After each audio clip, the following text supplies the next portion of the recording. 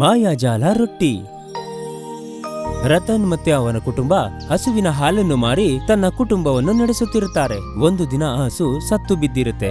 ದುಡಿಮೆ ಇಲ್ಲದೆ ತನ್ನ ಕುಟುಂಬದ ಸಂಸಾರ ಹೇಗೆ ನಡೆಸುದು ಅಂತ ತಲೆ ಕೆಡ್ಸ್ಕೊಂಡಿರ್ತಾರೆ. ಒಂದು ವಯಸ್ಸಾದ ಅಜ್ಜಿಗೆ ಅವ್ರತ್ರ ಇದ್ದಂತ ಊಟನ ದಾನ ಮಾಡ್ತಾರೆ. ಅದಾದ್ಮೇಲೆ ಅವ್ರ ಜೀವನನೇ ಒಂದು ರೀತಿ ಬದಲಾಗ್ಬಿಡುತ್ತೆ. ಮಾಧವಪುರ ಅನ್ನೋ ಒಂದು ಊರಲ್ಲಿ ರತನ್ ಅವನ ಹೆಂಡತಿ ಗೀತಾ ಮತ್ತೆ ಅವನ ಮಗಳು ಮೀತು ಜೊತೆ ಜೀವನ ನಡೆಸ್ತಾ ಇರ್ತಾನೆ. ಅವ್ರ ಜೊತೆ ಒಂದು ಮುದ್ದಾದ ಹಸು ಇರುತ್ತೆ. ಅದರಿಂದ ಬಂದ ಹಾಲನ್ನು ಮಾರಿ ತನ್ನ ಜೀವನನ ನಡೆಸ್ತಾ ಇರ್ತಾರೆ. ಗೀತಾ, ನಾನು ಹೋಗ್ಬಿಟ್ಟು ಹಾಲ್ ಹಾಕ್ಬಿಟ್ಟು ಬರ್ತೀನಿ. ಇವತ್ತು ಹಸು ತುಂಬಾ ಕಡಿಮೆ ಹಾಲು ಕೊಟ್ಟಿದೆ. ಎಷ್ಟು ಕಾಸು ಸಿಗುತ್ತೋ ಇವತ್ತು ನೋಡೋಣ. ಪರವಾಗಿಲ್ಲ ರೀ, ಎಷ್ಟು ಬರುತ್ತೋ ಅಷ್ಟರಲ್ಲಿ ನಾವು ಜೀವನ ಮಾಡೋಣ. ರತನ್ ಹಾಲ್ ಮಾರಾಟ ಮಾಡೋದಿಕ್ಕೆ ಹೋಗ್ತಾನೆ. ಮೀತು ಒಂದ್ ಕಡೆ ಶಾಲೆಗೆ ಹೋಗಕ್ಕೆ ರೆಡಿ ಆಗಿರ್ತಾಳೆ. ಇಲ್ಲಿ ನೋಡಮ್ಮ ಮೀತು, ಬೇಗ ಸ್ಕೂಲಿಗೆ ರೆಡಿ ಆಗು. ಅಮ್ಮ, ನಾನ್ ರೆಡಿ ಆಗ್ತಾನೆ ಇದ್ದೀನಿ.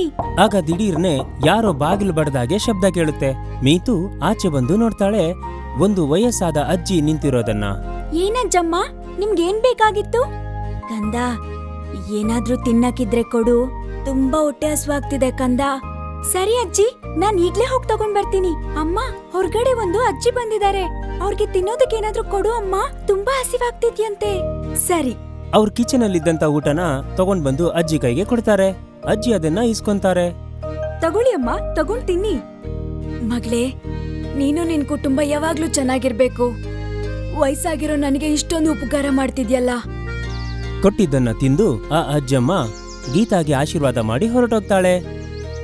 ಇದೇ ರೀತಿ 3-4 ದಿನಕ್ಕೊಮ್ಮೆ ಆ ಅಜ್ಜಿ ಬಂದು ಅವ್ರ ಹತ್ರ ಊಟನ ಕೇಳಿ ಇಸ್ಕೊಂತಾಳೆ.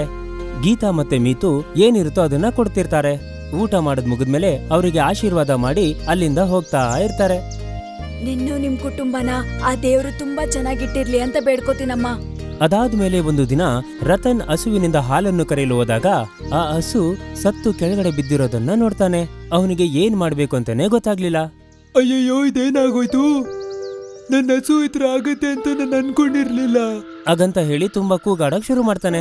ಅವನು ಕೂಗಾಡೋದನ್ನ ಕೇಳಿ ಗೀತಾ ಮತ್ತೆ ಮೀತು ಮನೆಯಿಂದ ಹೊರಗಡೆ ಓಡಿ ಬರ್ತಾರೆ. ನಮ್ಮ ಹಸುಗೆ ಏನಾಯ್ತು? ರಾತ್ರಿ ಯಾವ್ದೋ ಹಾವು ಬಂದು ಕಚ್ಚಿರ್ಬೇಕು ಅನ್ಕೋತೀನಿ. ಇವಾಗ ನಾವು ಏನ್ ಮಾಡೋದು? ನಮ್ ಕುಟುಂಬ ಇದನ್ನೇ ನಂಬ್ಕೊಂಡಿತ್ತು ಅಲ್ವಾ? ಅಮ್ಮ, ನಾವ್ ಇನ್ನೊಂದ್ ಹಸುನ್ ತಗೊಂಡ್ ಬರೋಣ. ಇಲ್ಲ ಕಂದ, ನಾವ್ ಇನ್ನೊಂದ್ ಹಸು ತಗೊಂಡ್ ಬರೋದಕ್ಕೆ ನಮ್ಮ ಹತ್ರ ಹಣ ಇಲ್ಲ. ನೀವೇನು ಯೋಚನೆ ಮಾಡ್ಬೇಡಿ, ನಾನು ಹೋಗಿ ಏನಾದ್ರೂ ಕೆಲ್ಸ ಹುಡುಕ್ತೀನಿ. ಅದ್ರಿಂದ ಬರೋ ದುಡ್ಡನ್ನ ಕೂಡಿಟ್ಟು ನಾವು ಹೊಸ ಹಸುನ್ ತಗೊಳ್ಳೋಣ. ಹೀಗೆ ದಿನಗಳು ಕಳೆದು ಹೋಗ್ತಾ ಇರ್ತವೆ. ರತನ್ ಊರಿನ ಒಳಗಡೆ ಹೋಗಿ ಎಲ್ಲಾರ ಹತ್ರನೂ ಕೆಲ್ಸ ಬೇಕು ಅಂತ ಕೇಳ್ತಾ ಇರ್ತಾನೆ. ಆದ್ರೆ ಯಾರು ಅವನ್ಗೆ ಕೆಲ್ಸನೇ ಕೊಡೋದಿಲ್ಲ. ಏನಾದ್ರೂ ಕೆಲ್ಸ ಇದ್ರೆ ಹೇಳಿ, ನಾನು ಯಾವ ಕೆಲ್ಸ ಬೇಕಾದ್ರೂ ಮಾಡ್ತೀನಿ. ಇಲ್ಲಪ್ಪ, ನೀನು ಕೊಡೋ ಅಂತ ಕೆಲ್ಸ ನನ್ನ ಹತ್ರ ಯಾವ್ದೂ ಇಲ್ಲ. ಪಾಪ ರತನ್ ತುಂಬಾ ಬೇಜಾರಿಂದ ಮನೆಗೆ ವಾಪಸ್ ಬರ್ತಾನೆ. ಅವನಿಗೆ ಯಾವ ಕೆಲ್ಸನೂ ಸಿಕ್ಕಿಲ್ಲ ಅಂತ ಅವನ ಹೆಂಡತಿ ಹತ್ರ ಹೇಳ್ತಾನೆ. ಇವಾಗ ನಾವ್ ಏನ್ ಮಾಡೋದು? ನಾವ್ ಊಟ ಮಾಡೋದಕ್ಕೂ ಕೂಡ ಮನೇಲಿ ಅಕ್ಕಿ ಬೇಳೆ ಇಲ್ಲ. ಇವತ್ತು ತಿನ್ನೋದಿಕ್ಕೆ ಏನಿದೆ? ತಿನ್ನೋದಿಕ್ಕೆ ಒಂದೇ ಒಂದು ರೊಟ್ಟಿ ಉಳಿದಿದೆ. ಇದ್ರ ಮೇಲ್ ಮಾಡೋದಕ್ ಮನೇಲಿ ಹಸಿಟ್ಟಿಲ್ಲ. ನೀವು ಮತ್ತೆ ಮೀತು ಅರ್ಧ ತಿನ್ನಿ. ಇಲ್ಲ, ನೀವಿಬ್ರು ತಿನ್ನಿ ಅದನ್ನ. ಅಷ್ಟ್ರೊಳಗಡೆ ಆ ಅಜ್ಜಿ ಮನೆ ಮುಂದೆ ಬಂದು ನಿಂತಿರ್ತಾರೆ. ಕಂದ, ತಿನ್ನಕ್ಕೇನಾದ್ರೂ ಇದ್ರೆ ಕೊಡು. ತಗೊಳ್ಳಿ ಅಜ್ಜಿ, ಇವತ್ತು ಈ ರೊಟ್ಟಿ ಮಾತ್ರ ಇದೆ ಮನೆಯಲ್ಲಿ, ತಿನ್ನೋದಕ್ಕೆ ಬೇರೇನೂ ಇಲ್ಲ. ಇದ್ದಂತ ಒಂದೇ ಒಂದು ರೊಟ್ಟಿನ ಅವಳಿಗೆ ಕೊಟ್ಬಿಡ್ತಾಳೆ. ಆ ಭಗವಂತ ನಿಮ್ಮನ್ನ ಚೆನ್ನಾಗ್ ನೋಡ್ಕೊಳ್ತಾನಮ್ಮ. ಹಾಗಂತ ಹೇಳಿ ಅಲ್ಲಿಂದ ಹೋಗ್ಬಿಡ್ತಾರೆ. 3 ಜನನು ಹಸ್ವಿಂದ ಹಾಗೆ ಮಲ್ಕೊಂತಾರೆ. ಮರುದಿನ ಕೂಡ ಬರುತ್ತೆ. ಆ ಅಜ್ಜಿ ಮನೆ ಮುಂದೆ ಬಂದು ಬಾಗ್ಲು ಬಡಿಯೋ ಶಬ್ದ ಕೂಡ ಕೇಳುತ್ತೆ. ಗೀತಾ ಹೊರಗಡೆ ಬಂದು, ಅಜ್ಜಮ್ಮ, ಇವತ್ ನಿಮ್ಗೆ ತಿನ್ನೋದಕ್ ಕೊಡಕ್ಕೆ ನಮ್ ಮನೇಲಿ ಏನೂ ಇಲ್ಲ. ಕಂದ, ನಾನಿವತ್ತು ತಗೊಳಕ್ ಬಂದಿಲ್ಲ, ಕೊಡಕ್ ಬಂದಿದ್ದೀನಿ. ಹಾಗಂತ ಹೇಳಿ ಆ ವಯಸ್ಸಾದ ಅಜ್ಜಿ ಅವರ ಹತ್ತಿರ ಇದ್ದ ಒಂದು ರೊಟ್ಟಿಯನ್ನ ಕೊಡ್ತಾರೆ. ಇದನ್ನ ತಗೋ ಕಂದ, ನಿಮ್ ಮನೇಲಿ ತಿನ್ನೋದಿಕ್ಕೆ ಏನೂ ಇಲ್ಲ ಅನ್ನೋದ್ ನನಗ್ ಗೊತ್ತು. ಈ ರೊಟ್ಟಿನ ತಿನ್ನು. ಬೇಡ ಅಜ್ಜಮ್ಮ, ನೀವ್ ತಿನ್ನಿ, ನಾವೇನಾದ್ರೂ ವ್ಯವಸ್ಥೆ ಮಾಡ್ಕೊಂಡು ತಿನ್ಕೋತೀವಿ. ಗಂಧ, ಇಲ್ ನೋಡು, ಇದು ನಿನ್ ರೊಟ್ಟಿ. ಇದು ಸಾಧಾರಣವಾದ ರೊಟ್ಟಿ ಅಲ್ಲ, ಇದು ಮಾಯಾಜಾಲ ರೊಟ್ಟಿ. ಇದು ಖಾಲಿನೇ ಆಗಲ್ಲ.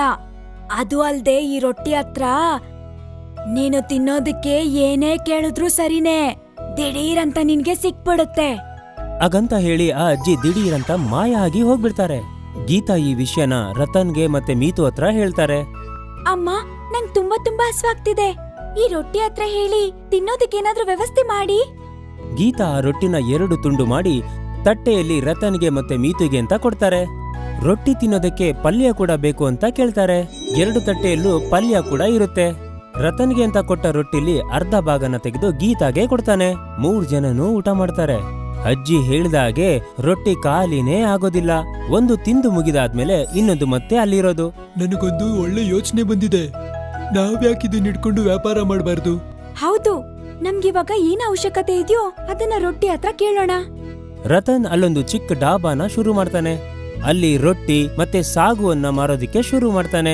ಯಾರೇ ಬಂದು ಯಾವುದೇ ಊಟ ಕೇಳಿದ್ರು ಆ ರೊಟ್ಟಿ ಹತ್ರ ಹೇಳಿ ರತನ್ ಅವ್ರಿಗೆ ಕೊಡ್ತಾನೆ. ಇದೇ ರೀತಿ ಸ್ವಲ್ಪ ದಿನ ನಂತರ ಒಂದು ಚಿಕ್ಕ ಡಾಬಾ ಒಂದು ದೊಡ್ಡ ಹೋಟೆಲ್ ಆಗುತ್ತೆ. ಅಲ್ಲಿ ತುಂಬಾ ಜನ ಕೆಲಸ ಮಾಡೋದಕ್ಕೂ ಶುರು ಮಾಡ್ತಾರೆ. ರತನ್ ಚಿಕ್ಕ ಗುಡಿಸಲು ಒಂದು ದೊಡ್ಡ ಬಂಗ್ಲೆ ಕೂಡ ಆಗುತ್ತೆ. ಮಕ್ಕಳೇ, ಈ ಕತೆ ಮೂಲಕ ನಮ್ಗೇನ್ ಗೊತ್ತಾಗ್ಬೇಕು ಅಂದ್ರೆ ನಾವು ಒಬ್ರಿಗಿನ್ನ ಒಬ್ರು ಸಹಾಯ ಮಾಡೋದನ್ನ ಕಲಿಬೇಕು. ಯಾವತ್ತಾದ್ರೂ ಒಂದು ದಿನ ನಾವು ಮಾಡಿದ ಒಳ್ಳೆ ಕೆಲಸ ನಮಗೆ ಒಳ್ಳೇದನ್ನೇ ಮಾಡುತ್ತದೆ.